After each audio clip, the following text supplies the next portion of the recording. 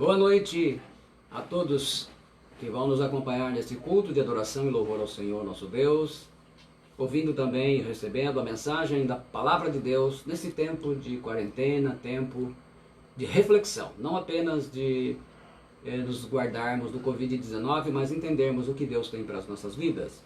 Então, enquanto nós aguardamos outras pessoas, dando tempo para outras pessoas estarem online também, nós vamos louvar o Senhor com hinos, e dois deles que foram pedidos durante a semana, e nós vamos colocar esses hinos no culto desta noite.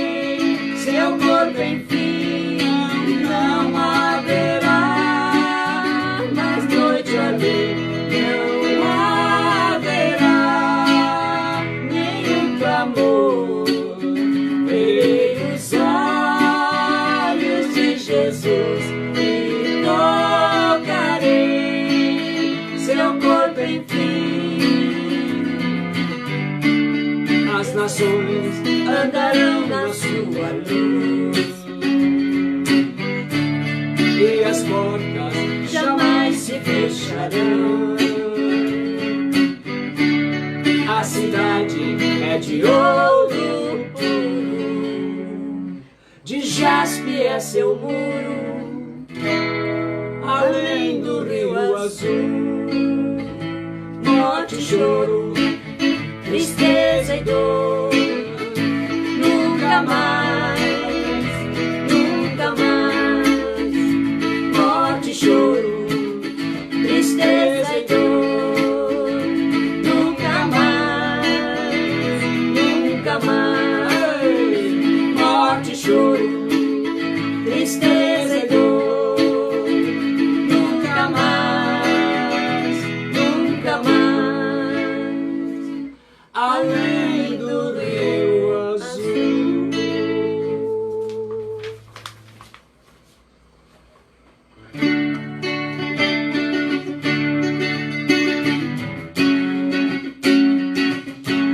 Esse amor que sentimos por Jesus deve chegar ao limite máximo.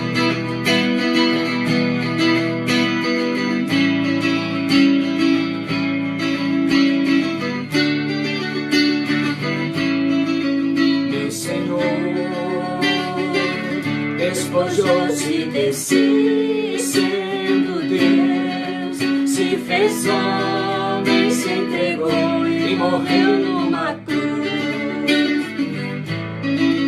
Meu Senhor, para salvar a mim e meus irmãos, se humilhou, veio ao mundo e das trevas fez luz. Eu te amo, sou louco de amor por ti, meu Jesus. Tu és minha paz,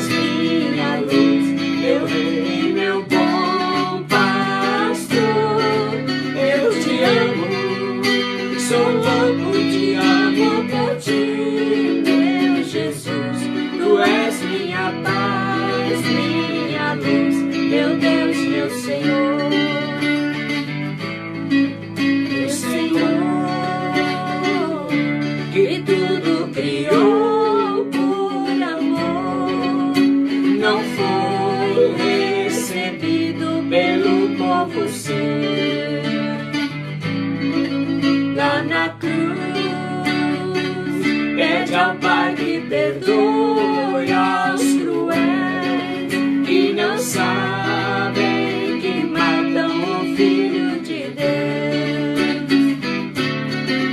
Eu te amo, sou louco de amor por ti, meu Jesus. Tu és minha paz, minha luz, meu rei, meu bom pastor. Eu te amo, sou louco de amor por ti, meu Jesus. Tu és minha paz, minha luz, meu Deus, meu Senhor. Meu Senhor cumpriu a promessa, nos deu o Espírito Santo da parte de Deus. Foi a casa do Pai preparar-nos lugar para levar-nos consigo ao reino do céu. Eu te amo, sou louco de amor por ti, meu Jesus. Tu és minha paz, minha luz, meu rei, meu bom pastor. Eu te amo, sou louco de amor por ti, meu Jesus. Tu és minha paz, minha luz, meu Deus, meu Senhor. Minha paz, minha luz, meu Deus, meu Senhor.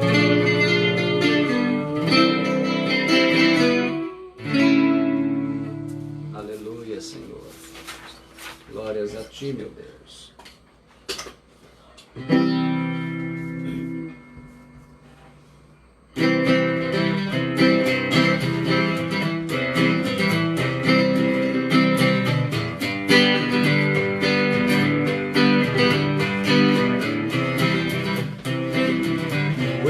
Escravo eu fui, sim, sim, assim.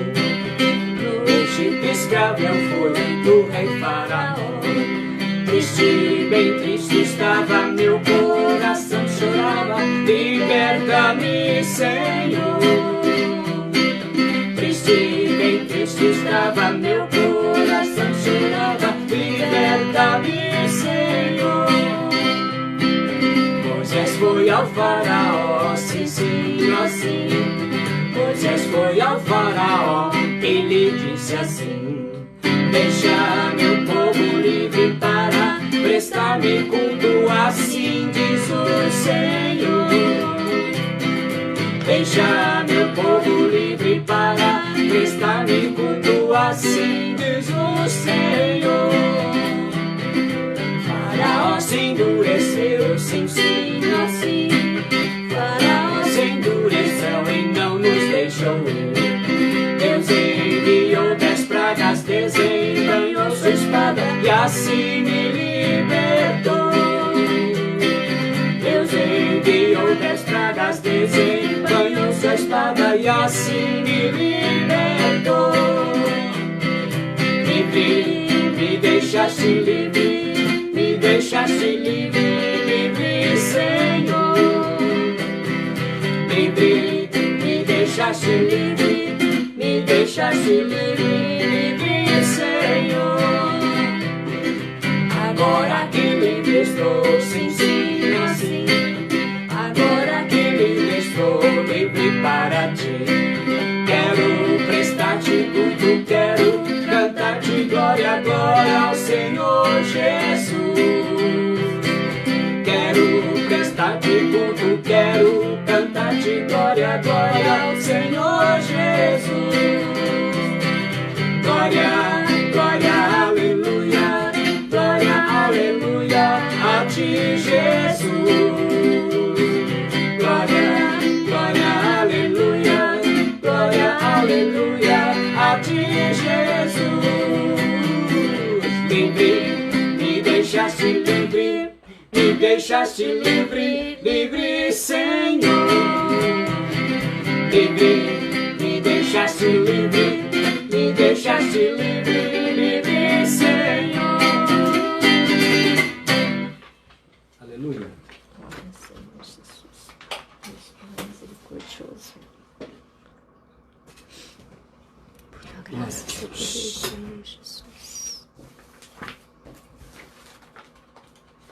Mas um final de semana chegando e nós, então, na impossibilidade de estarmos nas nossas congregações, estamos aproveitando o tempo e utilizando uma ferramenta tão popular e tão importante no nosso tempo, também para nos alimentarmos espiritualmente. Primeiramente, eu agradeço a todos os que estão online, se conectando conosco no culto desta noite, este sábado, 25 de abril de 2020, ainda aguardando o tempo de quarentena pelo decreto estadual e municipal, mas nós estamos então procurando servir a Deus da maneira que nos é possível. E eu quero, então inicialmente, antes de fazer a oração, colocar o propósito. Eu tenho refletido e pensado muito o que cada um tem entendido desse tempo de quarentena.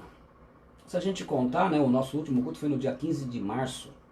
Então a gente teve 16 dias em março, 30 de abril, vamos ter 10 em maio, se não aumentar, serão 56 dias. Será que é só mesmo o propósito de controlar a infecção? Qual que é o propósito que Deus tem para nós nesse tempo? Talvez você possa até perguntar, por que várias pregações, pastor, falando desse tema? Porque é necessário que nós reflitamos. Nós já colocamos várias mensagens abordando o tema, mas 2 foram especiais, né? As 7 lições do tempo do coronavírus. Depois a gente as 7 revelações, falando de coronavírus, anticristo e a volta de Jesus. Mas hoje nós vamos estar refletindo as 10 pragas do Egito e o coronavírus. E amanhã, no domingo, vamos refletir sobre a Arca de Noé e o coronavírus. Ah, por quê? Hoje você vai ter uma parte da mensagem. Elas podem ser entendidas separadas ou juntas. Mas o importante é que esse tempo ele não passa em branco. Não seja um tempo em vão na sua vida. Que ao terminar, nada de bom tenha acontecido. Então, nesse tempo que Deus nos proporciona, nós temos que aprender coisas. Temos que refletir, temos que pensar mesmo. Hoje nós vamos estar fazendo uma comparação no tempo de hoje. Na palavra de amanhã vai ser mais ou menos depois do tempo de coronavírus, usando o exemplo de Noé. Então eu vou orar a Deus. Pai Celestial, hoje estamos aqui, mais um dia de culto online. O Senhor tem colocado pessoas que estão acessando essa mensagem agora, ao vivo, outras vão ouvi-la depois. O importante é que o Teu Espírito Santo esteja iluminando a mente e o coração de cada um. E que as revelações que o Senhor vai nos colocar nesta noite, ela nos alimente e nos leve à reflexão em nome de Jesus. Amém. A gente compreende que Deus revelou a Moisés, teve 4 revelações pela finalidade das 10 pragas no Egito. Então nós vamos nos apropriar dessas revelações e vamos comparar com o nosso tempo. Vamos ver o que a gente tem a aprender e que é importante que a gente reflita nesse tempo. Então, ao estarmos compartilhando essas mensagens, e às vezes a gente passa o dia inteiro falando com Deus, a tarde inteira falando com Deus, aproveitando e pedindo entendimento de algo que possa não só abençoar a minha vida, porque primeiramente abençoa aquele que recebe, mas a todos aqueles que vão receber essa mensagem. E que você esteja com o coração e a mente abertos para a palavra que será dada, e ao final dela você possa já começar a fazer uma grande reflexão. Então hoje nós vamos estar refletindo sobre as 10 pragas do Egito e o coronavírus. E amanhã estaremos falando sobre a Arca de Noé e o coronavírus, já visando o tempo depois que terminar isso. A primeira revelação que nós temos, nós vamos ler o texto de Êxodo 6:1.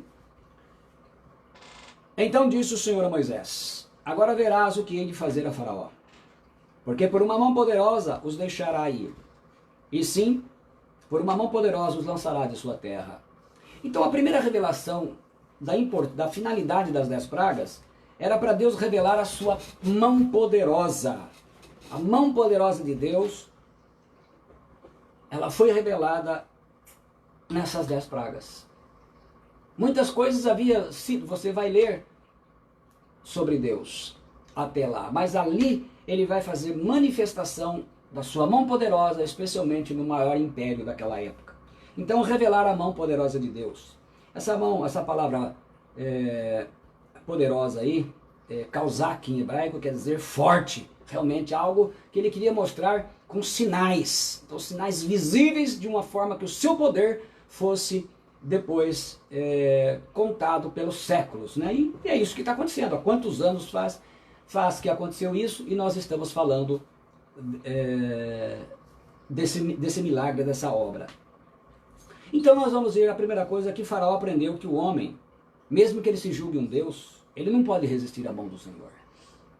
Como hoje ainda temos assim, né, pessoas que se julgam Deus, né, querem ser Deus adorado. O Faraó, naquela época, eles tinham essa crença de que ele era um Deus vivo.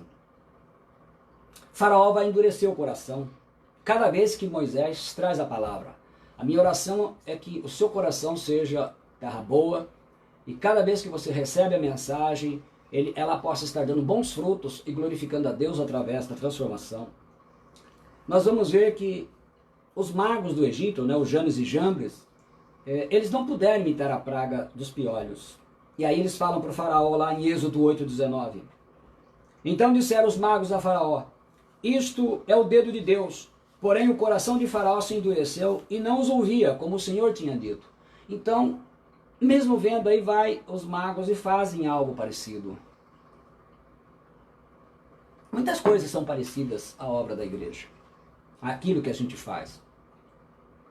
Muitas coisas, isso endurece o coração das pessoas, porque eles veem, olha, não precisa ser mudado, ser um cristão para fazer certas coisas. E isso, essa confusão, acaba muitas vezes bloqueando a pessoa da sua conversão. Cada vez que você ouve uma mensagem de Deus, levando ao arrependimento, como é o caso desse tempo, a reflexão, você pensar o que você está fazendo, a gente ora e pensa, o coração está obedecendo ou está endurecendo? É interessante que, se a palavra de Deus é o sol, depende do tipo de coração, ele tem uma reação. Se o seu coração é que nem o cimento, ele endurece. Se é como gelo, ele derrete. Então, o sol é o mesmo. A verdade é a mesma, mas é a natureza, a qualidade do coração é que faz com que amoleça ou endureça. E aí vem aquele conselho do rei Salomão, lá em Provérbios 4:23. Sobre tudo que se deve guardar, guarda o teu coração, porque dele procedem fontes de vida. Então isso que é importante a gente começar a estar refletindo. Guardar o nosso coração, para que essas mensagens que nós estamos recebendo nesse tempo, ela nos alimente e nos oriente, porque acima de todas as mensagens, elas são uma sinalização. Imagina que você está atravessando uma situação muito escura, a estrada tudo escura, não dá para ver nada. E vem a luz, tem sido dada luz para você seguir, tocar o teu carro. E essa luz é a palavra do Senhor, lâmpada para os meus pés. Não é? As 10 pragas e a abertura do Mar Vermelho. Deus assinou a sua obra de libertação da escravidão do Egito. Então, quando Deus realiza essas obras, ele assina embaixo para mostrar que quando ele faz mesmo, ele faz com gosto. E a gente vai observar que há 10 vezes, eu contei, né, se tiver mais, mas pelo menos 10 vezes a Bíblia afirma que o coração do faraó, né, o faraó endureceu o seu coração. Quer dizer, cada vez que ele tinha oportunidade de se humilhar, ele endurecia o coração. Infelizmente, muitas pessoas são assim. Quanto mais ouvem a palavra, mais se rebelam contra ela. E nós vamos trabalhar com algumas coisas que podem chocar um pouco e mexer com um pouco o seu conceito, mas eu quero que você, antes de se posicionar, que você pense nisso. A segunda revelação sobre o propósito de Deus, da libertação nas 10 pragas do Egito, foi toda a família na reunião da congregação. Nós vamos aprender isso lá em Êxodo 10, versículos 9 e o versículo 11, uma coisa muito interessante. Ele fala: e Moisés disse, havemos de ir com os nossos jovens e com os nossos velhos e com os filhos e com as filhas, com os rebanhos e com os nossos gados. Havemos de ir porque temos que celebrar festa ao Senhor. E no versículo 11, não há de ser assim, respondendo o faraó. Ide somente vós os homens e servi ao Senhor. Isto é o que pediste. E os expulsaram da presença de faraó. O faraó não quis negociar. Moisés pede, o culto tem que ser celebrado com tudo que temos. Então nós queremos levar tudo. Nós queremos levar os filhos, as filhas, os anciãos, não, os velhos, todo mundo louvando. Ele fala, não, vai só os homens. Separa. Hoje em dia, para facilitar a vida dos pais, nós pastores gostamos de separar as crianças dos cultos da congregação. Aí a gente coloca sob os cuidados de outras pessoas. Assim as crianças têm o culto só delas. Mas a gente fala para perguntar, a gente toma decisão, aonde que está escrito que deve ser feito dessa forma? Claro que a gente respeita a decisão de cada um, mas isso não aconteceu em Israel e muito menos na igreja primitiva. A família estava reunida. Num culto devem estar todos, as crianças, os jovens, os adolescentes, os idosos. Agora, mas as crianças não atrapalham? Primeiramente, a gente tem que olhar que as crianças devem crescer no mesmo ambiente de adoração, de culto dos seus pais. Existe, a maioria das congregações tem escolas bíblicas onde as crianças vão aprender uma porção de coisas, disciplina, como se comportar. Mas a melhor forma dela aprender é ao lado do seu pai, da sua mãe. Quando a congregação se reúne, todos devem estar juntos. Mas as crianças não atrapalham, choram alto, as pessoas vão não compreender. Isso é uma questão de educação e de tempo. Como que você está fazendo agora? Não está fazendo culto em casa? Está separando as crianças? Deixando as crianças lá num quarto e está fazendo com a família? É isso que tem que acontecer. Provavelmente Deus está querendo nos ensinar que nós começamos a colocar muita facilidade e transformamos o culto muito mais num desfile, numa discoteca, do que realmente num encontro de congregação. No encontro da congregação tem que estar todo mundo. É assim que deve ser. A Bíblia diz o seguinte, Provérbios 22:6. Ensina a criança no caminho em que deve andar, e ainda quando for velho não se desviará dele. Olha que interessante, a Bíblia não diz ensina o caminho. Ela ensina no caminho. No quer dizer junto com você. O caminho, ó, é aquele lá, aquela rua, aquele caminho. Não, não, é no caminho em que você está. Os filhos devem aprender junto com os pais.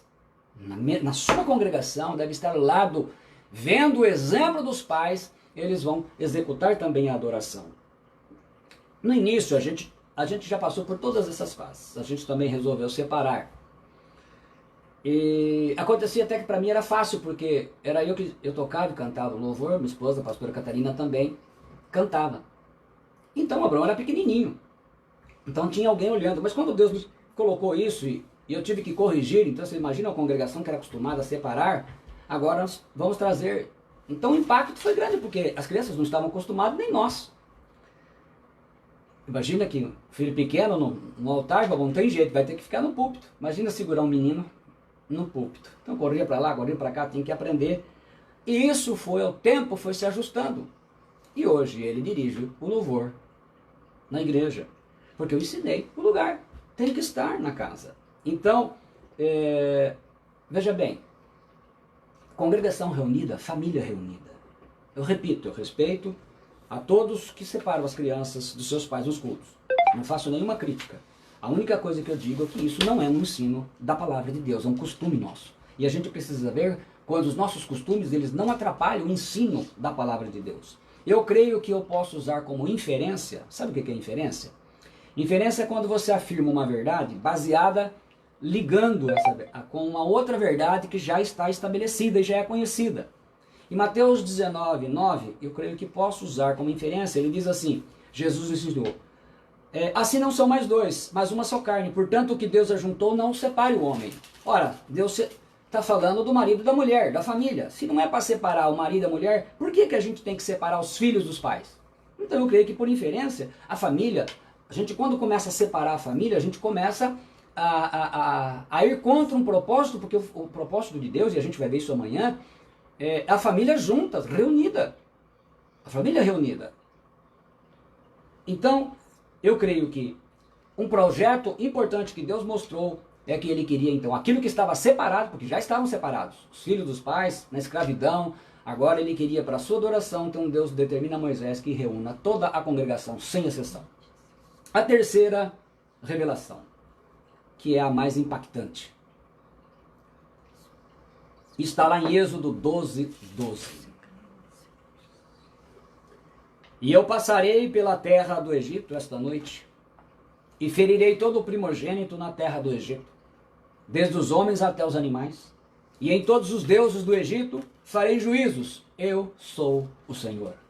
Então a terceira revelação do propósito dessas 10 pragas, Deus trouxe juízo aos deuses do Egito. Deus é invisível, Deus é espírito, portanto, ele não pode ser visto por nós nas condições que nós estamos. Somente quando na ressurreição seremos transformados à imagem de Jesus, poderemos, enfim, ver isso. Mas o ser humano, depois da queda, ele iniciou uma busca de Deus da forma da corrupção do pecado, das consequências do pecado. Então ele passou a querer ver a divindade em objetos, em imagens, em amuletos. E com isso, o que ele desenvolveu foi 2 coisas que Deus abomina: a idolatria e a feitiçaria. A idolatria porque ele criou ídolos, e às vezes a gente pode criar ídolos até com o nome de Jesus, porque dependendo do Jesus hoje que estão pregando, nem sempre necessariamente é o da Bíblia. Então se cria um ídolo, e é muito fácil criar um ídolo. E feitiçaria, passou-se a dar a objetos poderes. Isso é feitiçaria, quando você atribui poderes a objetos. E isso se distanciou do verdadeiro Deus, do único Deus verdadeiro. Mas aí você pergunta para mim, o que é um ídolo? Qual que é a definição mais simples de ídolo? Ídolo é qualquer coisa que ocupe o lugar de Deus na sua vida. Jesus, no ensino do discipulado, é um dos 7 termos do discipulado. Mateus 10:37. Quem ama o pai ou a mãe, mais do que a mim, não é digno de mim. E quem ama o filho ou a filha mais do que a mim, não é digno de mim. Então ele coloca nessa situação. Então eu creio que isto é uma das coisas. Agora, é uma das coisas que a gente tem que estar pensando. Agora, vamos olhar 10 pragas. Vamos relembrar as 10 pragas. Cada praga, como Deus disse que ele iria trazer a juízo, ele ia julgar os deuses do Egito. Quer dizer, ele ia mostrar que aquilo que eles acreditavam não tinha poder, era ineficaz. E hoje a gente vê as pessoas não adoram esses, mas substituíram outros nomes. E vamos ver então a primeira praga, a transformação do Nilo em sangue. A quem que Deus atacou e mostrou que ele não era nada? A 2 deuses, a Apis, que era chamado Deus Nilo, e Ísis, a mãe do Nilo, que era uma deusa. Os egípcios tinham horror a sangue. Então quando Moisés transforma o Nilo em sangue, e depois transforma tudo, mas especialmente o Nilo, ele mostrou que Apis e Ísis não eram nada. E aí na segunda praga, nas rãs, ele vai então mostrar que Hequete, que era uma deusa com cabeça de rã, que eles acreditavam, também não era nada. Aí na terceira praga, a dos piolhos, a gente sabe que os egípcios tinham tanto horror aos piolhos que eles raspavam a cabeça, inclusive as mulheres. E quando Deus joga essa praga, ele primeiramente mostra que não é nada Sete, o deus do deserto, que era muito cultuado. E depois Tote, o deus das artes mágicas, o deus da magia, mostrando que eles não tinham poder algum. Depois na quarta praga, as moscas, ele vai atacar o Ashit, a deusa mosca protetora de Faraó. Então mostrou que o Ashit não protegia nada, ela não era nada. Depois a quinta praga, a morte do gado, ele vai atacar Actor, deusa vaca, e também a Serapis, o deus do gado. Mostrou que não tinha rei do gado, não tinha deus da vaca que realmente pudesse impedir a punição do Senhor. Depois ele manda a sexta praga, as úlceras. A quem que ele vai mostrar que não é nada? Primeiro a Sekhmet, a deusa das doenças. E depois a Seit, a rainha dos céus, mostrando que eles não tinham poder nenhum, porque essas úlceras vieram e eles não puderam fazer nada. Depois Deus manda a 7ª praga, o granizo. Eles vão a quem Deus quis mostrar que não era nada e submeteu a juízo? A Gebe, deusa da terra, e a Horus, deus dos céus, e para fazer o pacote, a Osíris, deus do fogo. Então, Gebe, Horus e Osíris, ele mostrou que esses deuses que eles acreditavam não impediam nada, esse granizo, essa chuva de Saraiva. Depois ele manda a 8ª praga, os gafanhotos. Ele também vai mostrar que não é nada mais 3 deuses. Nut, deusa do céu, Bastet, deusa protetora da casa, e Isis, a deusa da agricultura. E mais um ainda, Shu, deus do ar. Quer dizer, Nut, Bastet, Isis e Shu. 4 deuses não impediram nada de gafanhoto. Aí ele manda a 9ª praga, as trevas. A quem que ele vai atacar? A 2 deuses muito adorados. Ra, que era o deus sol e era uma espécie de deus pai dos egípcios, e a Sokar, o deus das trevas. E ele mostra então que esses deuses não eram nada. E por último, a praga que viria para a libertação de Israel, ele manda a morte na morte dos primogênitos. Ele vai então provar que não era nada. Amon-Ra, o principal deus egípcio, Anubis, o deus da passagem para o mundo dos mortos, e Serapis, deus que era juiz no mundo dos mortos com sua balança e ressurreição. Então dessas formas, Deus foi mostrando que esses deuses não eram nada, que eles acreditavam em nada. Se a gente olhar hoje, não é triste quando a gente vê as pessoas acreditando nessas coisas, acreditando em tantos nomes, invocando nomes. Hoje não se invoca mais esses nomes, mas existem outros nomes. E quando somente um nome, Jesus disse, tudo o que pedirdes ao Pai em meu nome, ele não mandou terceirizar. Então quando a gente invoca outros nomes, por mais santo e santa que seja a pessoa, nós estamos adorando ou estamos invocando homens, seres criados, não ao Criador, não ao Senhor absoluto. Não é? Então eu creio que nesse tempo, a gente poderia perguntar, o que tem sido o seu ídolo? Que tem atrapalhado a sua vida espiritual? Porque a gente pensa em idolatria somente fora da conversão. Não, meus irmãos. Existe muito cristão que tem ídolos dentro da sua vida. Infelizmente. Tem ídolos que o impedem de crescer e de servir a Deus. Ídolo é qualquer coisa que ocupe o lugar de Deus. Então, qualquer coisa que você coloque no lugar de Deus se torna um ídolo. Às vezes você mesmo. O que tem sido o teu ídolo? Porque veja bem, Deus mandou uma, será que vai precisar mandar mais 9? Para que a gente também reconheça a grandeza de Deus? O povo de Israel vivia amargo, achando que Deus o abandonou, e aquele povo, como era um império, achava porque estava próspero, era graças a seus deuses. E o Senhor foi lá, deixou eles na miséria e mostrou, vocês têm que aprender que só existe um Deus. E Deus não divide a glória dele com ninguém. Você foi curado? Dê glória a Deus. Não tem que dar glória para santo, para santa, para ninguém. Você tem que dar glória para Jesus Cristo. Porque é Ele quem, na sua misericórdia, ouviu o seu clamor. Por mais ignorante que a gente seja da palavra, mas quando a gente pede, Ele recebe. E recebe, a gente tem que glorificar ao Senhor. Jesus disse, tudo que pedides ao Pai eu farei. Tudo que pedides ao Pai no meu nome, Ele fará, para que a sua alegria seja completa. E por último, tirar Israel do Egito e o Egito de Israel.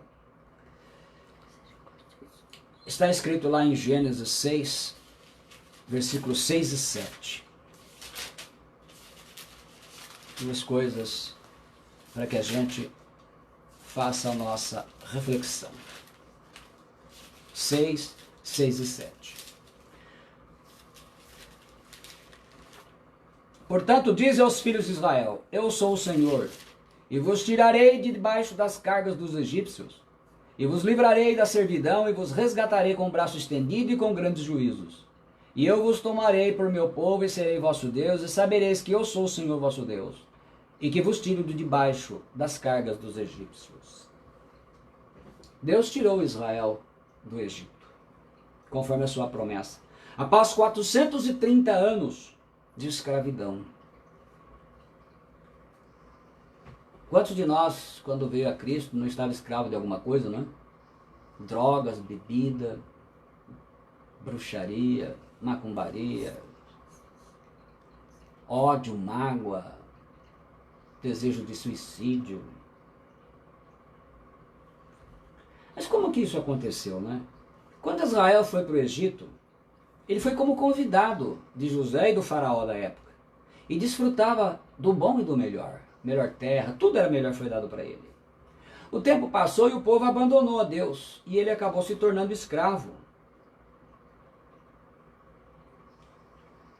Quantas vezes a gente recebeu as coisas de Deus? E nesse tempo, talvez a gente esteja refletindo isso. A gente se distanciou de Deus e das coisas dele. Por exemplo, quantos cultos a gente podia ir e não foi, não é? Você podia ir, não ficou em casa assistindo televisão, estava cansado. Às vezes até mentiu. Ah, eu não fui porque eu estava... E na verdade você não estava afim. Ou mesmo, muitas vezes você foi até sincero e disse, olha, eu não fui porque eu não estava afim. Sabe o que acontece? Isso é que a gente já está se tornando escravo. Há ídolos no nosso coração. Então as coisas do Senhor, elas se tornam cargas, se tornam jugo. E foi isso que aconteceu com Israel. Então o que aconteceu? Os faraós, e eles foram crescendo, os faraós se assustaram com aquilo e cada vez mais foram escravizando. E chegou a esse ponto em que eles levantam um clamor. Mas até que então acontece aqui, lá em Êxodo 12, acontece uma coisa maravilhosa. Deus cumpre a promessa dele. Era primeiro tirar Israel do Egito. 12 no versículo 51, ele fala, e aconteceu naquele mesmo dia que o Senhor tirou os filhos de Israel da terra do Egito, segundo os seus exércitos. Então estava lá, milhões de pessoas saindo, enfim, do Egito, da escravidão. Deus esteve sempre presente com eles, 24 horas por dia, com Israel. Olha que versículo, o capítulo 13, o versículo 22, está escrito assim, que coisa linda. Nunca tirou de diante do povo a coluna de nuvem de dia, nem a coluna de fogo de noite. De dia, o deserto é quente, a temperatura pode chegar a 50 graus. De noite, o deserto é frio. A temperatura pode chegar a 3 graus negativos, 3 graus abaixo de zero. Vocês imaginam o povo com criança, idosos. A nuvem de Deus era um ar-condicionado para o povo de Israel. Então eles caminhavam fresquinho, tranquilo. Né? Se sente calor que nem eu, tinha que glorificar a Deus. Agora à noite, aquele frio de rachar, o fogo era a lareira de Deus para aquecer Israel. Ah, gente, que tristeza. Mas infelizmente Israel não conseguiu tirar o Egito do seu coração. Lá em Números 11, versículos 4 e 5, que coisa triste quando a gente lê isso. E o populacho que estava no meio deles veio a ter grande desejo das comidas dos egípcios. Pelo que os filhos de Israel tornaram a chorar e também disseram, quem nos dará carne a comer? Lembramos-nos dos peixes que no Egito comíamos de graça, dos pepinos, dos melões, dos alhos silvestres, das cebolas e dos alhos. Meu Deus do céu, o Egito estava ainda no coração daquele povo. Israel deixou de ser escravo, mas nunca deixou de ter uma mente de escravo. Essa geração, ela não entrou na terra prometida, Canaã. Quantas pessoas são cristãos hoje, mas a mente dele é de mundano, é de ímpio. O que ele faz? Ele tem a Bíblia, ele vai ao culto, prega, dá testemunho, mas a vida dele não, a sua mente não é. O exemplo de vida dele não é. Ele é um sujeito cuja vida está fora do parâmetro de Deus. Ele nos negócios é caloteiro, é enganador, ele mente. Ele não aceita correção, não aceita disciplina. Ele não aceita orientação. Ele não aceita nem conselho. Ele não aceita nada. E dentro de casa ele é uma pessoa comum, no sentido de mundano mesmo. Isto significa, como Israel. Israel não estava no Egito, mas o Egito estava em Israel. Muitas pessoas abandonaram o mundo, mas o mundo não abandonou aquela pessoa. Quantos cultos você estava com a congregação já pensando o que ia fazer lá fora? Ó, nós vamos no shopping, depois nós vamos para Bauru, depois nós vamos isso, nós vamos para aquilo. Sabe por quê? Porque você saiu do mundo, mas o mundo não saiu de você. Então os princípios, a forma de viver sua é mundana. É como Israel. Essa geração, ela aborreceu tanto a Deus, de tanta forma, que essa geração não entrou. Deus fez o povo rodar 40 anos, e uma geração que nasceu no deserto, que nunca foi escravo. Aí alguém disse para eles assim, olha, é o seguinte, você está vendo aqueles povos naquelas terras lá? Aquilo lá que era seu, aquilo lá que é seus. O que é? Nós estamos morando no deserto aqui, mas lá que é nosso lugar. E essa geração que veio, que eram os filhos deles, é que foram para lá e tomaram posse da terra prometida. E você está sentindo saudade da congregação? Ou está dando graças a Deus que pelo menos agora você não precisa ir no culto e ninguém pode cobrar? Está todo mundo... Cada um está revelando o que é. A Bíblia fala lá em Romanos 12:2, o apóstolo Paulo escreveu: e não vos conformeis com este século, mas transformai-vos pela renovação da vossa mente, para que experimenteis qual seja a boa, agradável e perfeita vontade de Deus. ABAP. Boa, agradável e perfeita vontade de Deus. Mas para a gente experimentá-la, a renovação da nossa mente. Então, o que não aconteceu com Israel foi que eles não mudaram a mente. Por isso que Deus fala que Josué e Caleb, porque neles houve outro espírito, outra mentalidade, a mente deles havia sido renovada, eles estavam visualizando as promessas de Deus. Então, como Moisés, que preferiu sofrer com o povo do que viver no luxo do palácio do pecado, ele fez uma escolha inversa. Então aproveita para refletir nesse tempo, porque eu creio que não pode ter passado em vão esse tempo nas nossas vidas. A gente não pode simplesmente dizer que passou o tempo e a gente não aproveitou nada. Deus revelou a sua mão poderosa e eu creio que nós temos que aprender a ver essa mão poderosa. Nos falou da família reunida na congregação, trouxe juízo aos deuses, porque Deus não aceita nenhum ídolo nas nossas vidas. E ele tirou o povo do mundo, mas ele também precisa tirar o mundo de dentro do povo. Aquilo que você fala, aquilo que você vê, aquilo que você gosta, aquilo que você guarda no seu coração, precisam pertencer e vir de Deus. O Espírito Santo tem que ter de você essa resignação, essa obediência, para que você possa permitir que Ele te guie e Ele oriente você, e Ele corrija você, e Ele faça aquilo que é necessário. Como eu sempre digo, e já disse aqui em outras mensagens, você pode vir a Cristo como você está, Ele te aceita como você é, mas o Espírito Santo vai transformar você naquilo que o Pai quer que você seja. Porque lá em Romanos 8,14 está escrito assim, ó, porque todos os que são guiados pelo Espírito de Deus, esses são filhos de Deus. Então os filhos de Deus estão hoje sendo guiados pelo Espírito de Deus. E Ele nos guia a fazer a vontade do Pai. E essa vontade revelada em Jesus Cristo quer que nós reflitamos. Pare e pense. Esse tempo todo, vamos ficar 56 dias se não houver nenhum acréscimo. Aí talvez uns fiquem menos, outros talvez já tenham começado até antes, né? Um pouco mais, mas é uma média aí, 50 dias. O que está acontecendo na sua vida? Os seus pensamentos, como estão hoje? Do que você realmente está sentindo falta? Do que é que você já nem está sentindo mais falta? O que é que você já se acostumou? Essas perguntas podem ajudar você a ter uma real avaliação no que está acontecendo com você nesse período. Eu desejo do coração que você esteja sedento. E quando liberar o próximo culto, você vai ser um dos primeiros a chegar.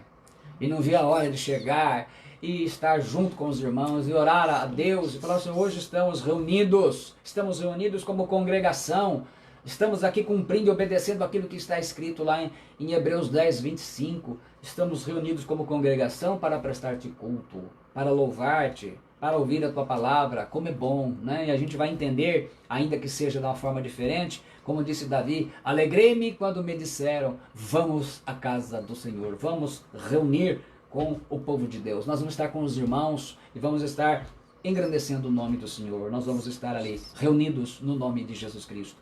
Que Deus abençoe tua vida. Que você pense e reflita nesta mensagem.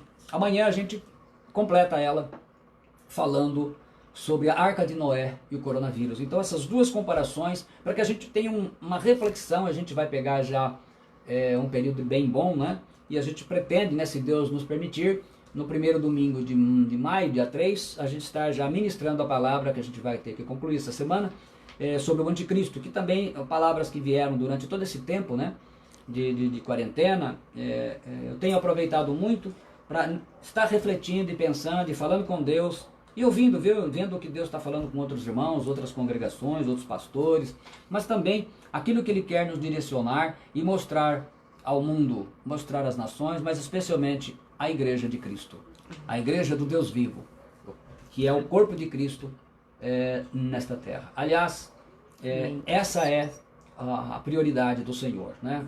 A renovação da sua igreja, levar a sua igreja à santidade. E eu creio que quando ele fala de ídolos, é porque toda idolatria, todo ídolo, ele impede a santificação das nossas vidas. E sem santidade, né? Seguir a paz e a santificação, sem a qual ninguém verá o Senhor. Deixa eu fazer a oração final, agradecendo você, mais uma vez, que está nos acompanhando, e aqueles que vão ouvir também a mensagem posteriormente. E que Deus te abençoe. Amanhã, às 19 horas, eu aguardo você para receber a mensagem, a Arca de Noé e o coronavírus, que vai ser o complemento desta mensagem. Então vamos orar e eu quero que você receba essa bênção agora. A graça do Senhor Jesus Cristo, eu recebo. E o amor de Deus, eu recebo. E a comunhão do Espírito Santo seja com todos vocês. Eu também recebo. O Senhor te abençoe e te guarde. Eu recebo. O Senhor faça resplandecer o seu rosto sobre ti. Eu recebo. E tenha misericórdia de ti. Eu recebo. O Senhor sobre ti levante o seu rosto. Eu recebo. E te dê a paz. Eu recebo também. Meu querido, minha querida, fique na paz do Senhor. Deus te abençoe, tenha uma boa noite. Reflita naquilo que nós meditamos na palavra e amanhã eu aguardo você para mais um culto de louvor ao Senhor e o complemento da mensagem. Deus te abençoe em nome de Jesus Cristo. Amém.